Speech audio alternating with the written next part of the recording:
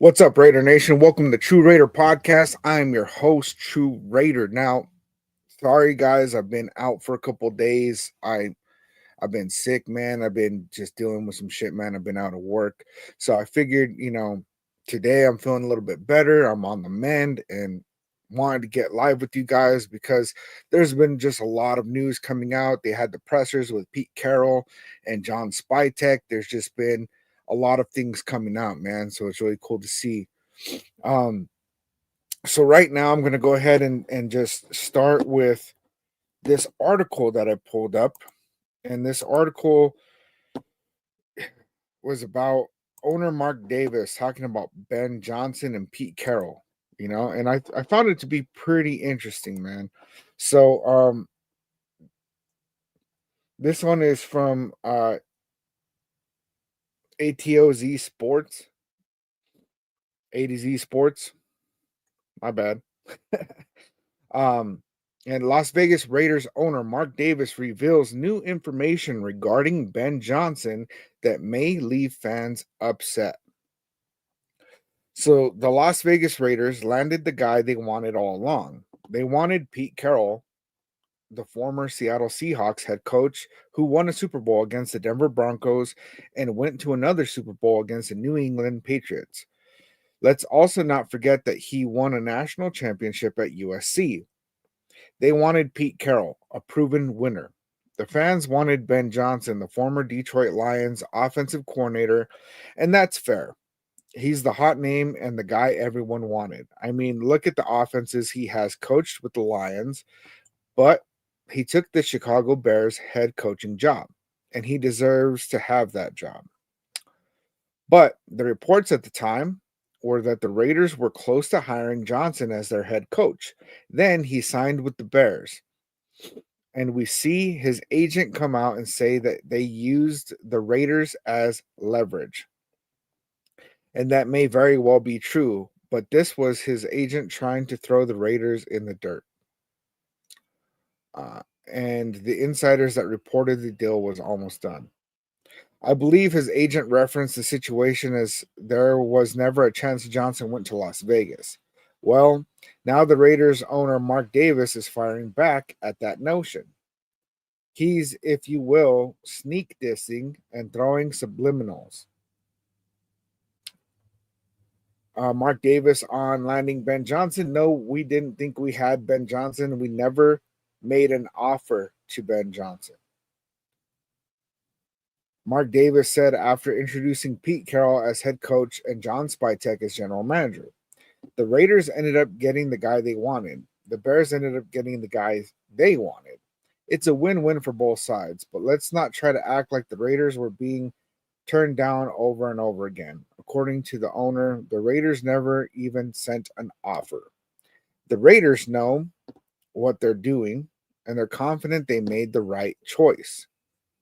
So, I mean, there's kind of a lot to that, right? Because it's very interesting that all of a sudden Mark Davis is going to put that out there after all this smoke came out about, that Ben Johnson's agent is saying there was never a chance that he landed in Vegas. And, the timing of that seems really, really weird, right? Now, all of a sudden, it's like a big, oh, well, we never even offered him anything. And it really just makes it to where the beat writers for the Raiders just look stupid, right? Because they were out here telling us Ben Johnson, it's like a lock and it looks great. And the Raiders are enamored in Ben Johnson. Ben Johnson's enamored in the Raiders, and it went on this whole back and forth. Raider Deb in the building. What's good? Good morning. Good morning. Yeah, just barely popped up. That's what's up. I mean, and at first I scheduled the video for 10:30 p.m. I didn't even snap, and then I realized a couple minutes ago and switched it to a.m. Salute to you. Glad you're in the building. So right now, the whole thing with Mark Davis then saying that we never gave Ben Johnson an offer, you know, I think that a big part of what's going on is that Pete Carroll is the safe choice, right? And as soon as they hired John Spytek, it was extremely clear that we were going to go with the veteran head coach. And the whole news about John Spytek broke after we realized that we weren't getting Ben Johnson. And the big deal with that is Ben Johnson, I really wanted him, right? And I really believed in him, and I still do believe in him. But there was a risk. There was a risk because we don't really know that he's going to translate to be a great quarterback. And I'm not going to try to pull back on everything I said before, because what I said before was that I truly believe Ben Johnson's going to be that guy, but in this case, we went with the proven veteran coach, right? And there's, people are asking how I feel about the coach. I'm pretty happy with this decision, right? We didn't go with like how the Dallas Cowboys did, where Cowboys fans right now are pissed off that they moved their offensive coordinator and head coach. They're pissed. Another piece of it is that Pete Carroll, yes, he's old. Dude's a proven winner, though. He is a proven winner in the collegiate level in the NFL, and you can't be mad at that. Like I've seen a lot of things going out where people are saying, well, now we have the second best coach in the AFC West, because I would place Pete Carroll above Sean Payton, right? And Pete Carroll and Jim Harbaugh, man, they've had beef for a long time, and Jim Harbaugh's never won a Super Bowl. So you could say Pete Carroll's better than him. Andy Reid, of course, Andy Reid's killing it over there. So that is what it is. But as it stands right now, Pete Carroll, I believe, is somebody who can continue the culture shift, right?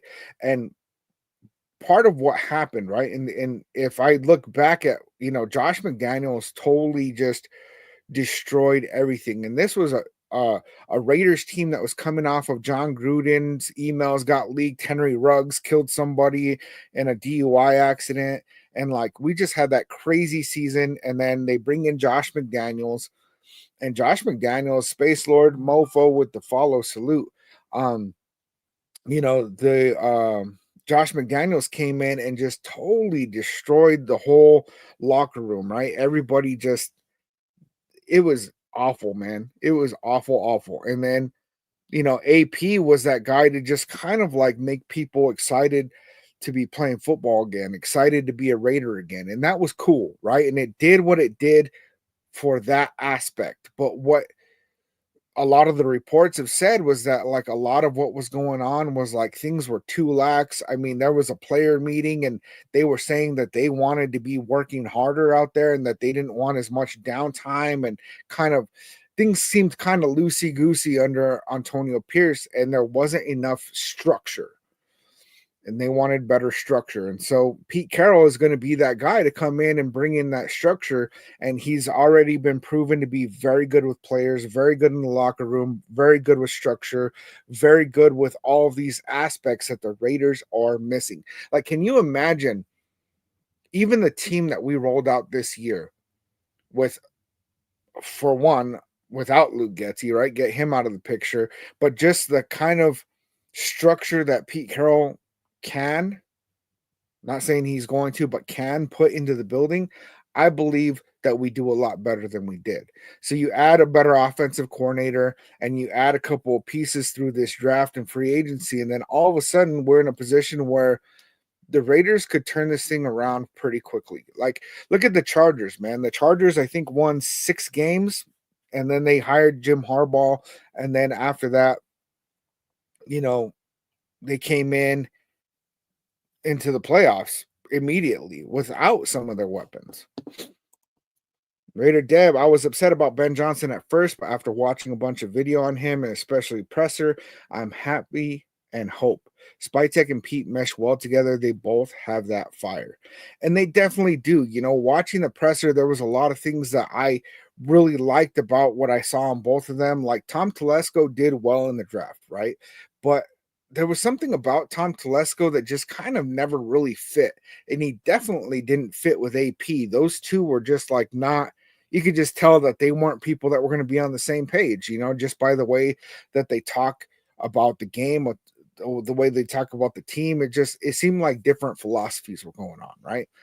And John Spytek and Pete Carroll, like right away, they talked about like how they're going to work together and all these different aspects that really make it look very, very good. Um, I'm very happy about these hires. Honestly, I am very, very happy. John Spytek was probably the GM that was best for us to land.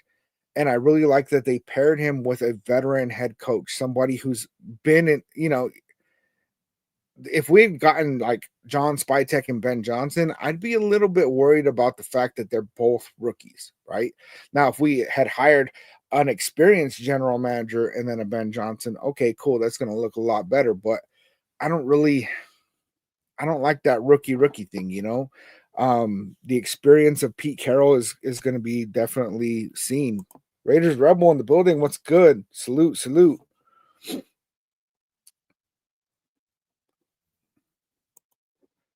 Mike McNasty, what's up? Raider Nation for life. What's up? I'm fired up, baby.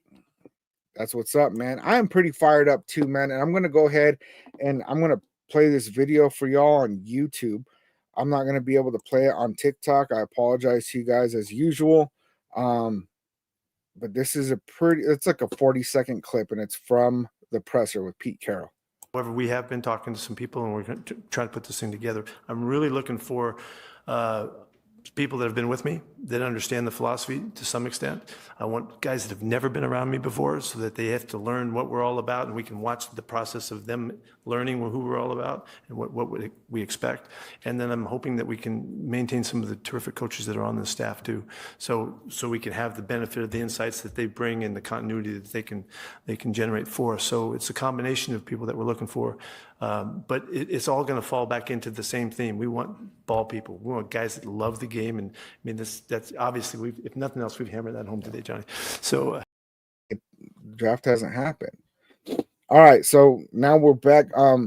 So yeah, in this clip, man, basically Pete Carroll is talking about how, the staff that he wants, right? And what he's looking for. And he wants to work with staff, BMF Lenny with the follow salute. He wants to work with the staff that he's worked with in the past. He wants to work with staff that he's never worked with. And then he also wants to work with staff that's already in the building. And I really, really like that because, like, you ever had like a new supervisor at a job you've already been working at, and then that new supervisor comes in and it's like, yeah, screw whatever you guys were already doing. We're just going to start over and start doing all this shit. People get pissed off, people don't typically leave jobs as much as they leave managers. So to come in and just totally gut this whole thing, I think would be a big mistake, because if they come in and they evaluate, okay, what was working, what staff was in place that was working well, what staff was in place that was not working so well.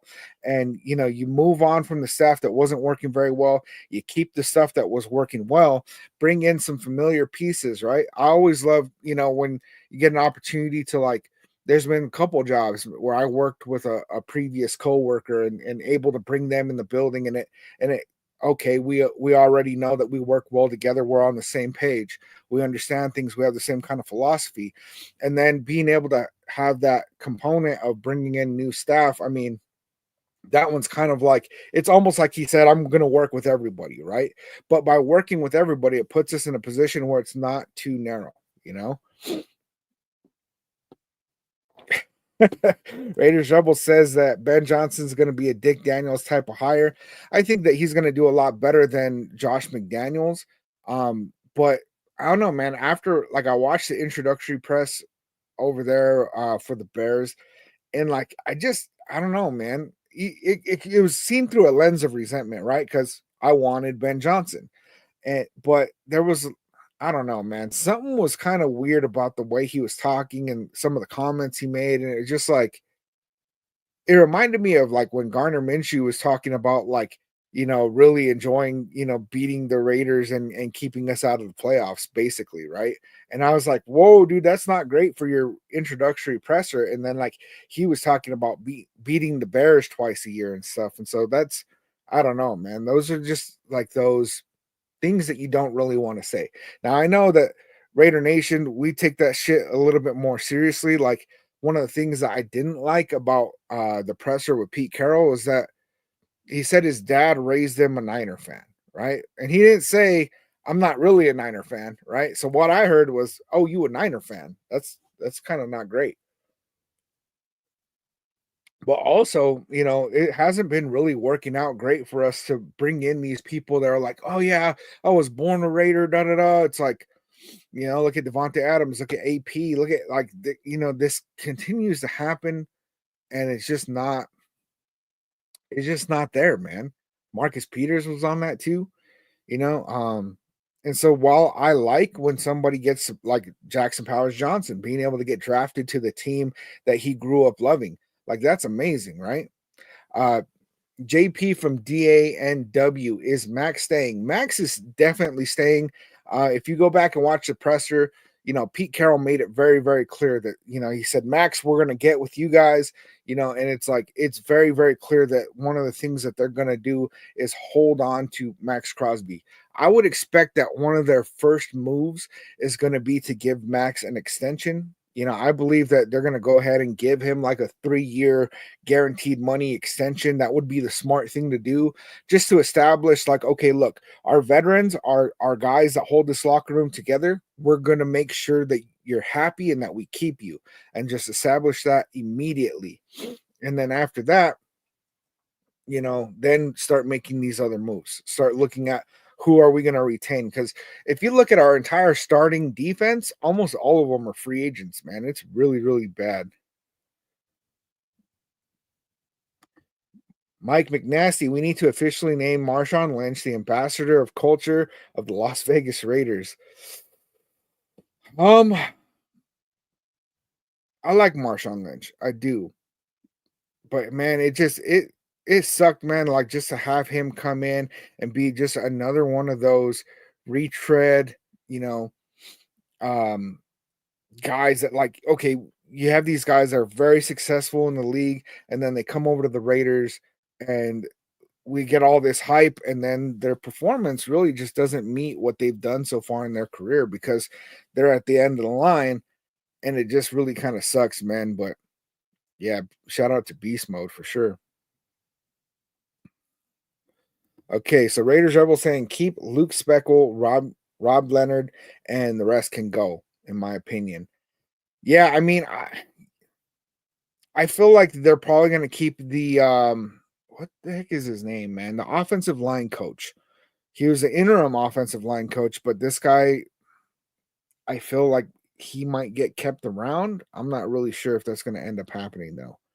Raiders Rebels saying number 24 is RB coach. I think you're talking about Marshawn Lynch. And really I'd like somebody who's more of an experienced coach for that.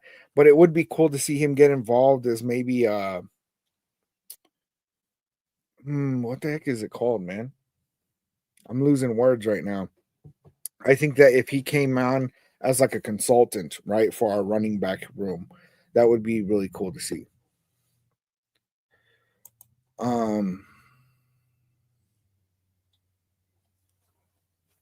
Whoa. Let me catch up over here.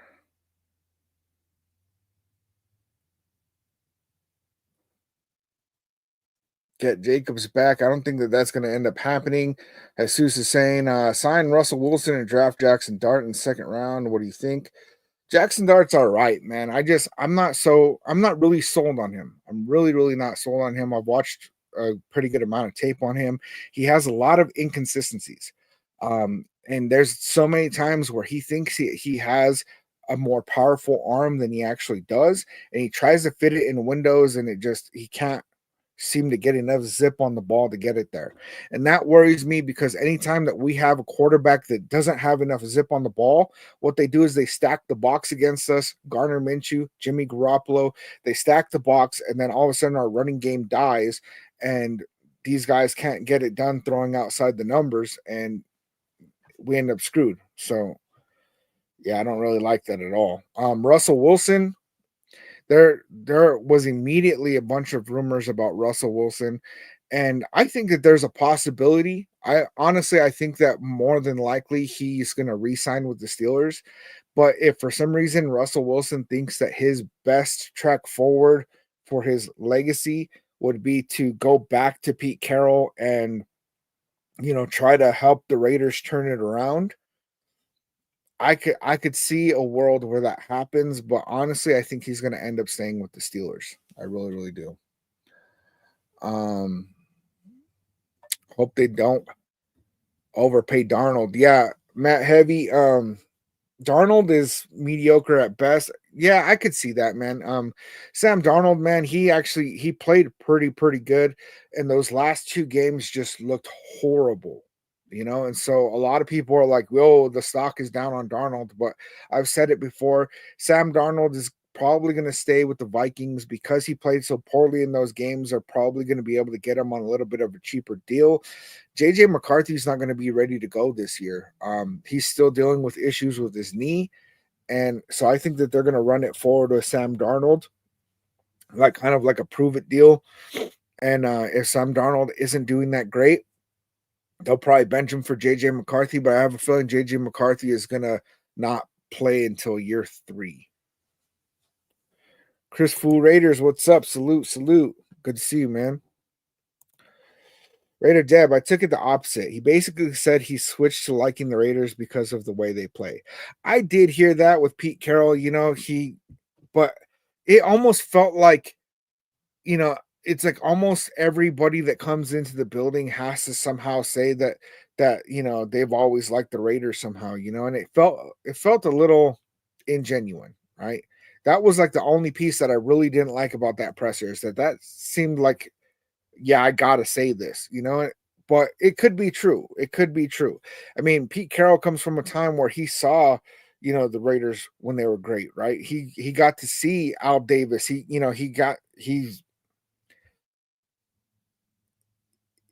not one of those people that had to deal with what the Raiders have been for the last 20 years, right?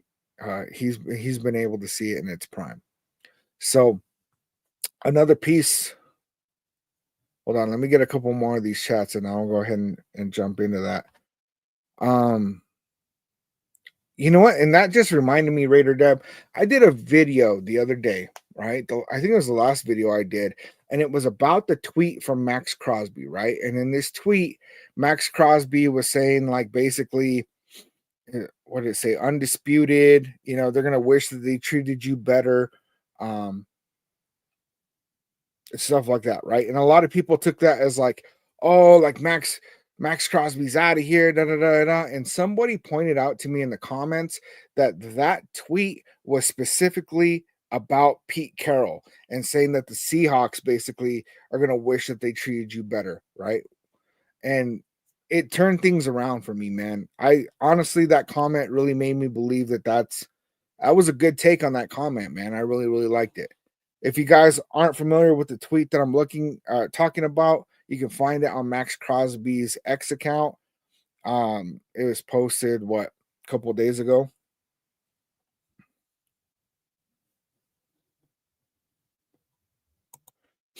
Mike McCarthy, Jackson Powers Johnson played with Jackson Dart in college. What do you think about Dart? We just talked about Dart, so I think that this comment came in before I said that, but if not, Jackson Dart's a little bit inconsistent and he doesn't quite have the arm that I would like to see. Not enough zip on the ball. He does have some pretty decent tape, though. Billy Davis in the building. Salute, man. What's good? And the Freddie Chavez. What's up? What's up? Let's see. There we go. Thanks, Chris. Philbin is the O-line coach. I couldn't think of his name, man. Just kind of happens like that sometimes. And the James Furpo with the Raiders. What's good, man? It's the Raider Deb. Marshawn has so much going on already. I watched an interview with him this morning, and Pete said if he's not working with the Raiders, he'll for sure be on the sideline. That is cool. That is cool. Yeah, that's what I was thinking, like more of like a consultant kind of role, like coming in periodically, but not really just being staff, because I don't think that he has the bandwidth to be able to be doing that with everything else he's got going on, man. Mike McNasty, Jalen Milroe has small hands. That is accurate, man. I saw a thing like Jalen Milroe has smaller hands than any NFL quarterback ever has had. And that's a concern. That is a concern because he already has issues with his throwing abilities. He's definitely very athletic, very great runner. I don't think Jalen Milroe is going to translate to the NFL because a lot of these guys that play that style of football in the NFL, they don't really translate as well because you can't just they're not playing against a bunch of college kids. It's like you come out here with the pros and you try to run like that and you're going to get hurt. Look at Anthony Richardson for the Colts, man. He just came out here thinking, oh yeah, I can just run over all these fools, and that's not the case. He ended up getting hurt both years that he's played. So yeah, I don't know, man. I do not know about all that. Let's see. Oh, I wanted to bring this up because I saw this thing on social media that was talking about the Raiders are going to trade up, right, for Shedeur Sanders. And I was like, that's interesting. Okay, let me take a Google, right? Let's see what people are saying. And there was like a ton of articles that went out in the last like day or two talking about that the Raiders are predicted to trade up. And so I'm going to go ahead and pull that up right now, man. Let's see. There we go. Okay, and this article is by sportingnews.com. I just picked one, right? Because there was a bunch of them. So it says Raiders predicted to trade a massive haul to draft 6'1", 151 touchdown quarterback.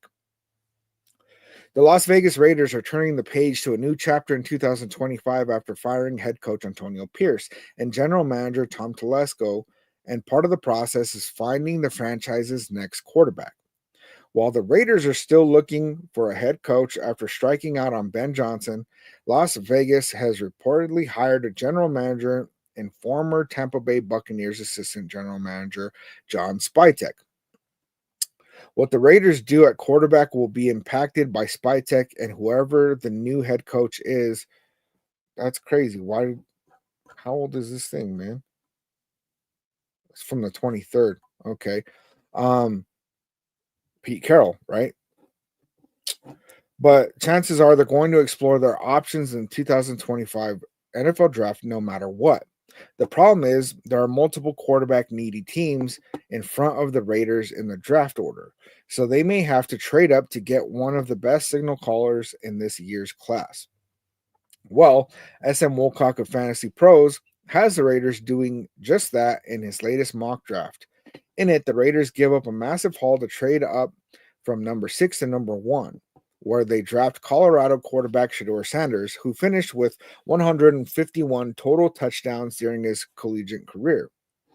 The proposed package includes Las Vegas number 6 pick, its 2025 second round pick, 2026 first and second, and tight end Michael Mayer and veteran quarterback Gardner Minshew, which I think is ridiculous because I don't think we'll move on from Michael Mayer, but definitely Gardner Minshew. Nobody's going to want to take on that contract, so we would have to eat the money in that. However, it isn't just the name and star value that has the Raiders' future general manager ready to turn in the card for Sanders, Wolcock wrote. The 22-year-old has developed well in his transition from FCS school, Jackson State, to the FBS level at Colorado. He led the country in passing completion percentage, 74%, and passing yards, 41-34, while finishing second in passing touchdowns, 37. In this trade scenario, Tennessee begins its rebuild by trading back 5 picks to acquire an additional 2025 second-round pick in both of the Raiders' top 2 2026 picks. Wolcock continued. They also had a former second-round tight end, Michael Mayer, whom the Raiders no longer need, and a serviceable bridge quarterback in Gardner Minshew.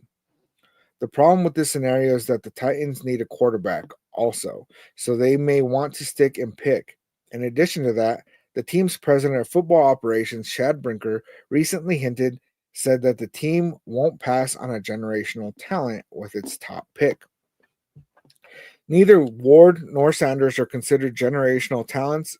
Instead, that label goes to Colorado's Travis Hunter, and some may even put Penn State's Abdul Carter in that category.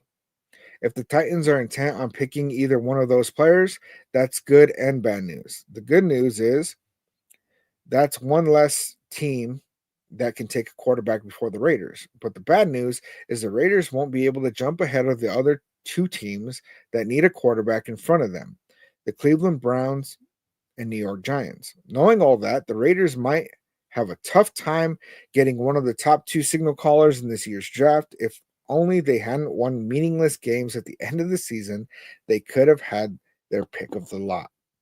Now, there's a lot that goes into this whole thing with Shedeur Sanders because, a lot of people say that, Shedeur Sanders is not a generational talent, right? A lot of people are saying that, the this draft class of QBs is very weak in comparison to other years.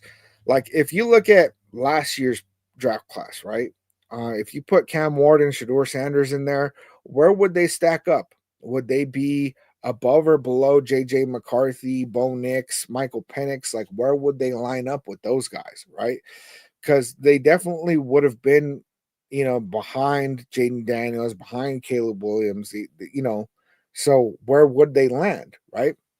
Because for us to trade away that much draft capital to move up to number one, the only way that I see that happening is if Tom Brady is just convinced that Shedeur Sanders is going to be that guy, because Tom Brady has been mentoring him in the off seasons, right?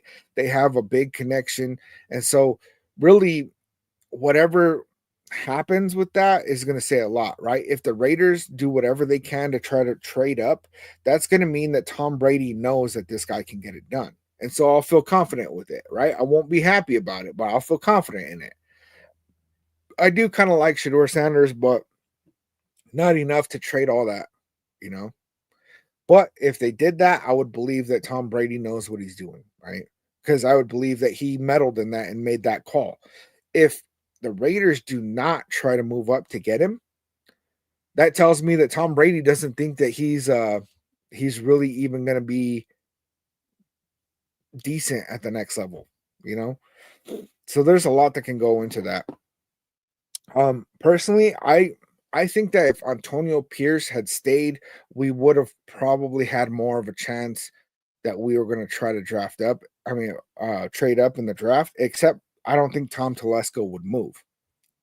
But now with John Spytek and Pete Carroll coming in, Pete Carroll, he's established enough that like he could take that kind of risk of moving on from picks if he believes that getting a quarterback is what absolutely needs to happen. But John Spytek, being his first time as a general manager, if his first move is to trade away 2 firsts and 2 seconds and 2 players to go and get a quarterback, that's a huge gamble, right? That is a huge gamble, because then he puts himself in the position where if this quarterback doesn't pan out, all of a sudden he's kind of screwed up the draft for a couple of years. And if he ends up losing his job, then he's probably going to have a hard time getting another general manager job. So it's a very, very risky thing. And I think the only way he pulls the trigger on that kind of trade is if Tom Brady says, this is what we're doing, and there's a lot of those things. Yeah. Brady already knows Sanders is no Jaden, and Matt Heavy, you're right about that, right? If this was last year, right? And the whole thing with Jaden Daniels where, there's some reports saying we never made an offer. The Las Vegas Raiders insiders said, yes, we definitely made an offer. I'm having a hard time believing anything that our insiders are saying because of the whole thing that happened with Ben Johnson. So the fact that Adam Schefter came out and said that we never even made the call to the Commanders kind of is more believable to me, honestly. Let me see. Let me catch up on the chat a little bit.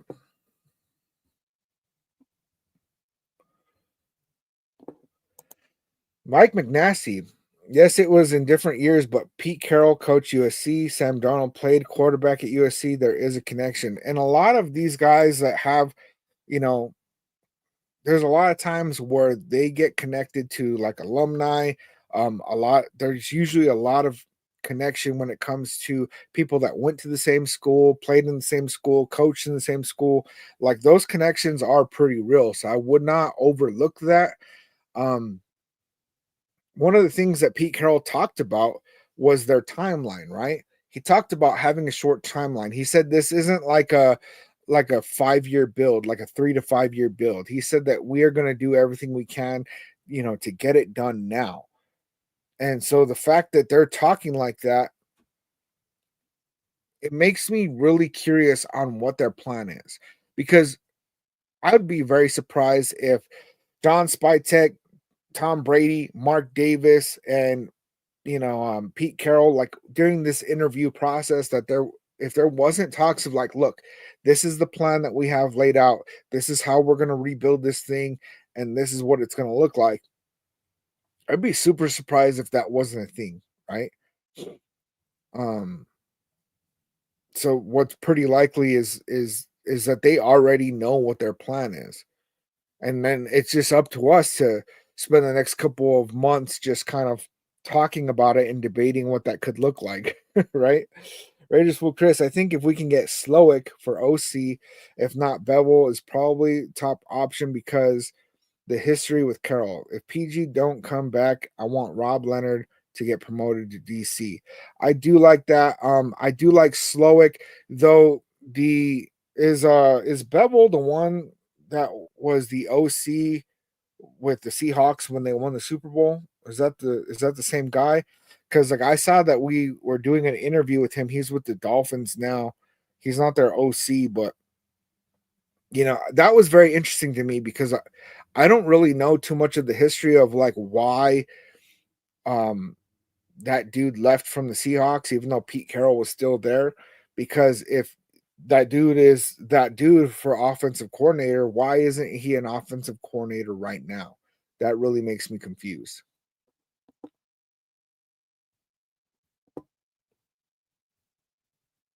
Let's see.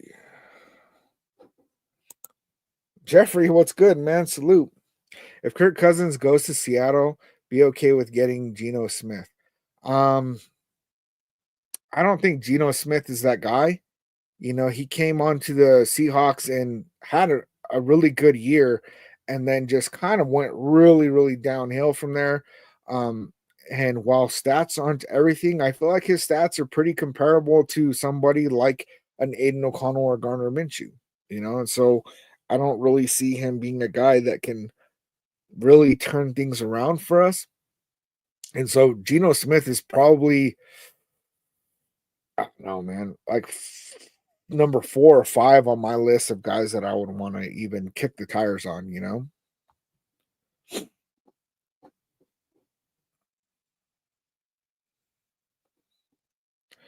And Mike McNasty with the pause. We missed out on the quarterback I wanted last year. I'm not sure what we're going to do this year at that position. I wanted Penix. Pause. No, but in all seriousness, Michael Penix Jr., he's a very good quarterback. But after I watched a lot of tape of him, and then I've watched the tape on Cam Ward and Shador Sanders, and I really kind of lumped them in being around the same skill level, all 3 of those quarterbacks. So would I have wanted to trade up and trade 2 firsts and 2 seconds for Michael Penix Jr.? No, I would not have. But I don't really know what's realistic for us as far as a bridge quarterback, because also, when's the next time that we're going to be drafting this high? It could be next year, right? I hope not. But if Pete Carroll is able to kind of turn this ship around and we're in playoff contention, then that means that we're going to be drafting way further down the line. And it's even more difficult in order to locate a quarterback at that point, right? And so, like, there's 2 sides of this coin, because I really feel like when Pete Carroll said that we're going to, build this thing around a quarterback, it's like, okay, does that mean that we're going to draft everything but a quarterback and hit quarterback in free agency or run it back with Aiden O'Connell? Because, I mean, that's not an awful philosophy on the way to build this thing, right? But also on the other end, is it that they're saying, no, we're going to draft our quarterback and then build around him? It sucks that like we can't get solid information because they can't give solid information. So then we get left for these next couple months just kind of wondering what are they going to do, man? And we have great ideas, and often, man, there's like I'll see on Raiders YouTube, it get laid out perfectly of like if you do this and you do that and you do that, you're going to have success, right? And then the Raiders don't do any of that. And they do some other crap that doesn't work. And then whoever did make those moves that Raiders YouTube was saying, hey, this is going to work, that team ends up like the Commanders with the Cliff Kingsbury, Jaden Daniels pairing. And then they go on, and win 2 playoff games, right? If they would just listen to us, I guess. So, that's great to hear, James Furpo. That's great to hear. It's true if it's true about Lynch, even if it's on sidelines. I thought Lynch still didn't like Carroll. Marshawn Lynch was actually at the press conference where they introduced Pete Carroll, and he even gave a big Raiders during it, right? And they talked afterwards, and it looked like they're on great terms. It really, really did. So I'd be really, really surprised about that. Rocket One Guy, did we sign an OC? As of right before I went live, I did not see that we had signed an OC. If we did, it would have happened just now.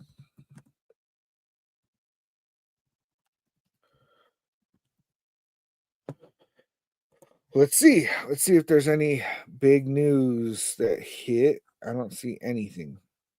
Yeah, I don't see anything, man. So I don't think it's happened yet. Let's see. Yeah, exactly, Raider Deb. Damn, that is a lot, and he's no JD5. For Jaden Daniels, sure. You want an extra first rounder? Sure. Because it was very, very clear that Jaden Daniels was going to translate to the league. Whereas there's a lot of skeptical things about these other guys, Shedeur Sanders and Cam Ward. I do think that Shedeur Sanders will be a good NFL quarterback. I just don't know, Raider Mug with the follow. I just don't know that Shedeur Sanders is going to be a top 5 quarterback, right? And if you're going to trade away 2 firsts and 2 seconds and 2 players to get a quarterback, you should be pretty confident that he's going to be a top 5 quarterback in the league, like quickly. And that's really not it. David with the follow, salute. And also, if you're on YouTube, please hit them likes. Please hit them subs. We're almost to 900, shooting for that 1,000. Please help us get there. Let's see.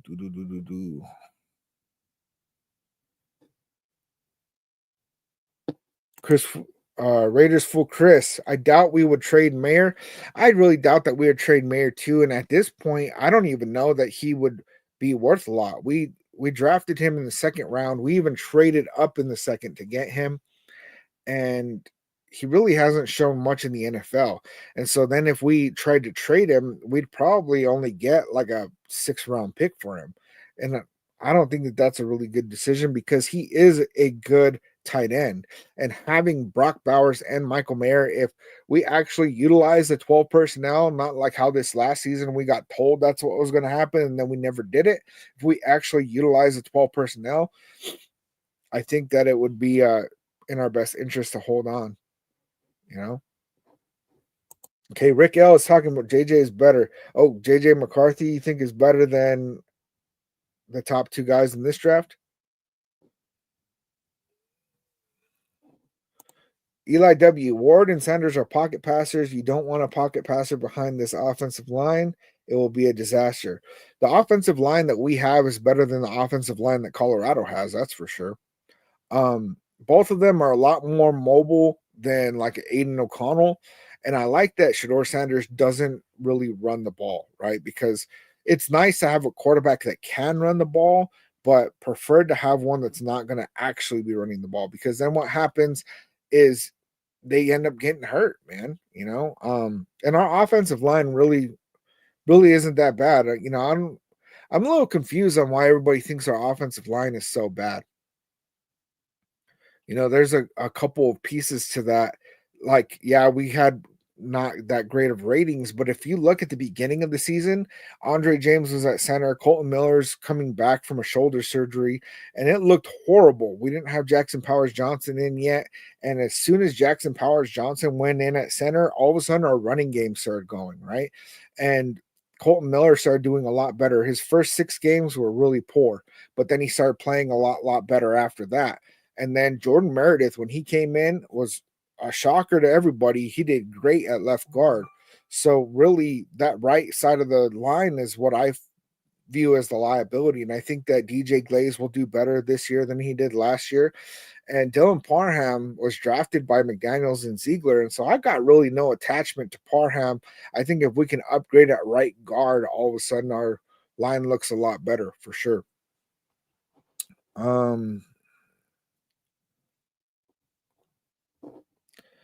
M85, what does stacking them up against last year's class do for analyzing anyway? I'm curious.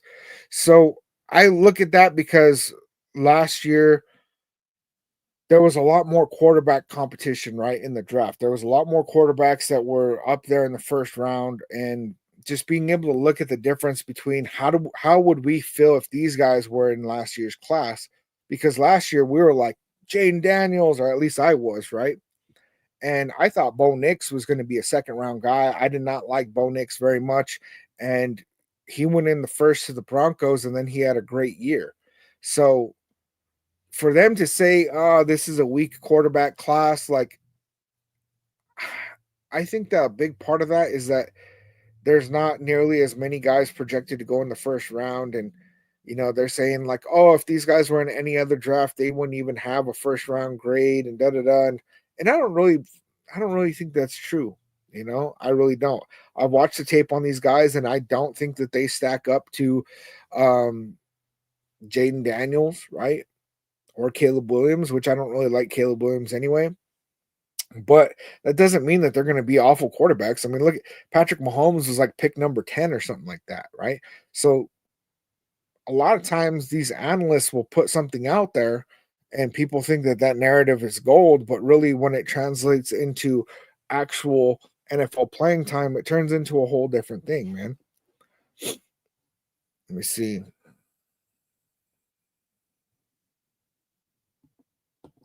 Yeah, M85, I stopped listening to chat after last year, hearing fans say Jaden Daniels would be a bust. I tune it out. And that's exactly true, man. Like, there were so many people that were like pissed in my comments, man. Like, oh, like Jaden Daniels isn't worth it. And why would you want to trade away your future? He's a toothpick. He's got elbow problems, blah, blah, blah. And like, he's translated to be an amazing NFL quarterback. And I think he's just going to continue to get better. So, like, a lot of times, man, the analysis that goes out there, the opinions that go out there, the reports that go out there, it's all speculation, for me, for them, for beat writers, for mainstream media, whoever it may be. It's always speculation. It's people's opinions wrapped into a little bit of evidence. And a lot of times the people that are going out there and putting out a bunch of, like the mainstream NFL media, when they're talking about Raiders or these draft prospects, they're covering a whole lot of stuff, right? And they haven't really dialed in on what's actually happening, right? There's so many times where I see like these opinions about, where the Raiders are or what they need. And it's like, what, before you went live on the air, you read a little 5-minute thing about, okay, this is what's going on with the Raiders. And then now you're going to be able to speak on all these opinions on what, the Raiders do or do not have. It's like, come on, man. When you have people that truly just follow this team, we know what we have. We have a good roster. We have good people in the building. We're missing some things, right? And coaching matters. Coaching matters a lot. And it kept getting said last year when AP got taken over. He took over the job as head coach. A lot of people were saying, man, coaching matters and this is going to be a flop. And I didn't want to believe that because I really liked AP and I liked what he brought as an interim. But it turned out that they were right. it turned out that they were exactly right, that coaching matters and that we really lacked a coach with full experience. So having Pete Carroll coming into the building, I think automatically gives us extra wins just based on that, right? If we run it forward with the same roster with Pete Carroll in there, I think that we get a couple more wins just based on that. Now we add some good pieces in free agency and in the draft, especially if we can locate a quarterback, whether it's a rookie, whether it's a bridge, whatever that looks like. All of a sudden, it's like the ship could be righted. Like, because if you look at the Broncos and the Chargers, I think that the Broncos and the Chargers were fraudulent teams. I think that part of what made them look better was that they won against the Raiders, both of them, twice. Because we sucked with Luke Getsy and Garner Minshew and Desmond Ritter, like, and Aiden O'Connor. Like, come on, man. Of course we suck, right? And then if you take those wins that they got against us, if we beat the Broncos one time, they're not in the playoffs. If we beat the Chargers, it's debatable on if they even got in. So like, were they really playoff teams, or were they just playing in a division where they got to stomp all over the Raiders? So if we go in next year and they're not able to stomp all over the Raiders, I'm not really too worried about our possibility of being the number 2 team in our division. I'm not going to be delusional and say, oh, we got Pete Carroll, so we're going to go in there, we're going to smash the Chiefs, and we're going to take over our division in year 1. I don't think that's going to be the case. If I had to make I'm not even gonna go into that actually. Man. Let's see. Rick L is saying Abdul Carter is the guy. So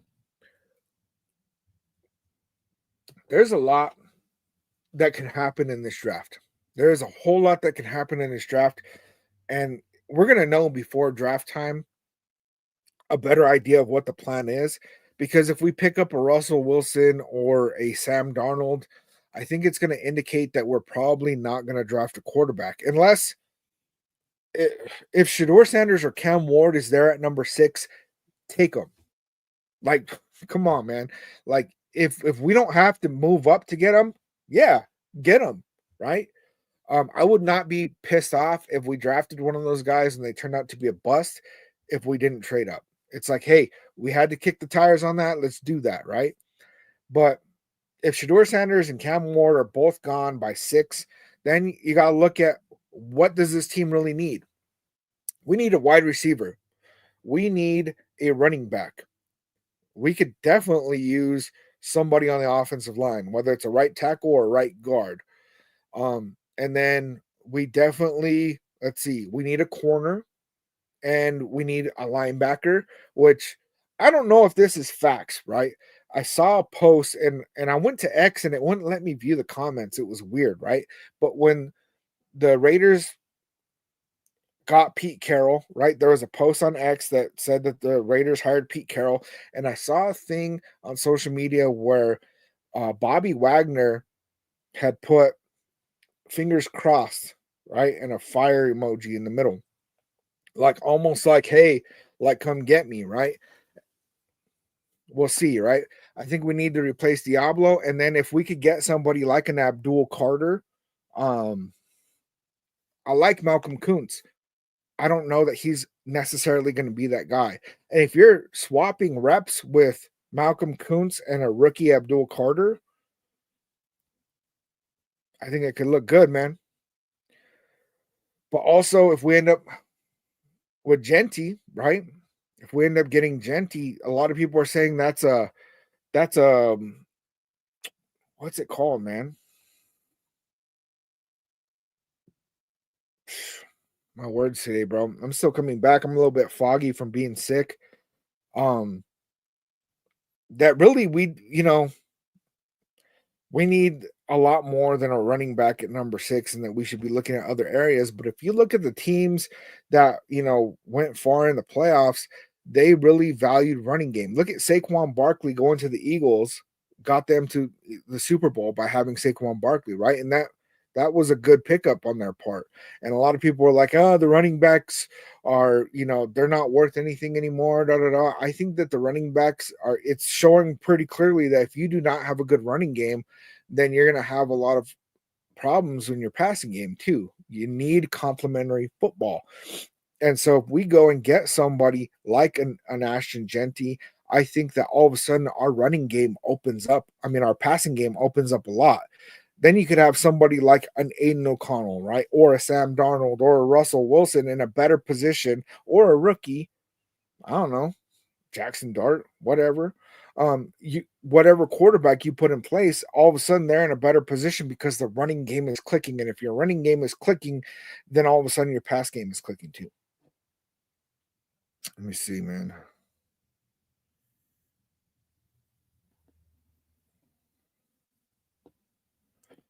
And that's another one, Eli. You don't get a pocket passer until you have a proven group that can protect the passer. Raiders need a dynamic, athletic QB paired with a good running back. And there's a lot of good running backs in this class, even second and third round. If we get the running game going, then if we have a pocket passer, they're going to do a lot better, right? Because if you're being able to run the football, then the blitz kind of takes a step back. A lot of these pass rushers aren't able to really just run downhill because they got to watch out for the run. But if you have no run like how we had, then our offensive line is of course going to look like shit because our QB is getting sacked because he's not mobile at all. He's slower than molasses.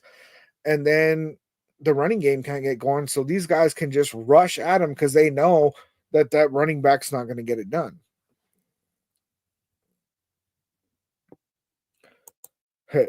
Truth teller Maxwell. The people that are saying the 2025 QB class is bad haven't seen 2026. And I don't even know what that 2026 class looks like, but how are we so convinced that it's going to be better? I mean, maybe somebody with more information than me can speak to that, but I don't really know. Let's see.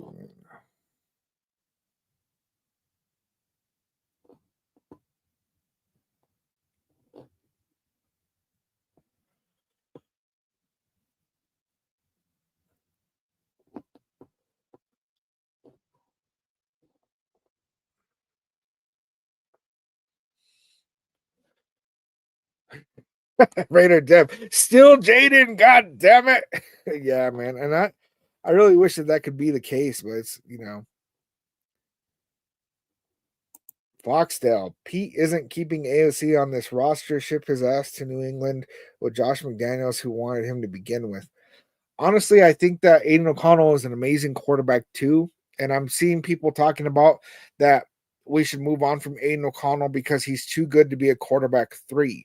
But why are they convinced that he would be a quarterback 3? Even if we go and get a veteran bridge guy, why would he be QB3? Unless we get the only way that happens is if we draft a Shador or Cam Ward and we get a bridge guy, which I think is ridiculous because if you draft somebody that high, you should just start them. But Tom Brady has talked about, that we rush quarterbacks out there in their first year and expect them to get it done.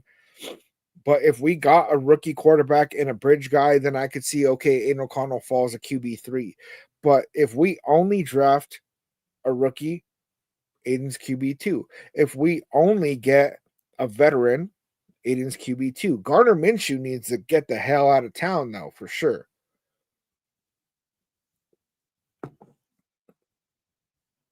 Let me see, man.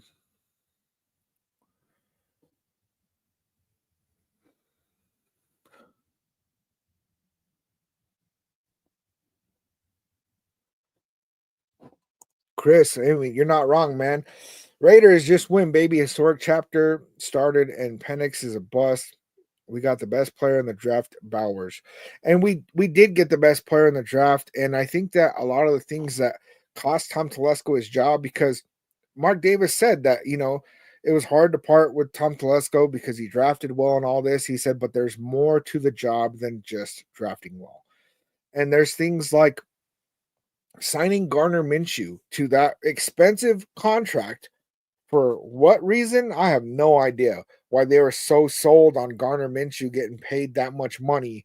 I think he signed a $25 million deal for 2 years. Like, now we're going to end up having to eat that money because nobody's going to take on that contract, and he's probably going to be a post June 1st cut. That's my prediction. I think we need to get him out of here.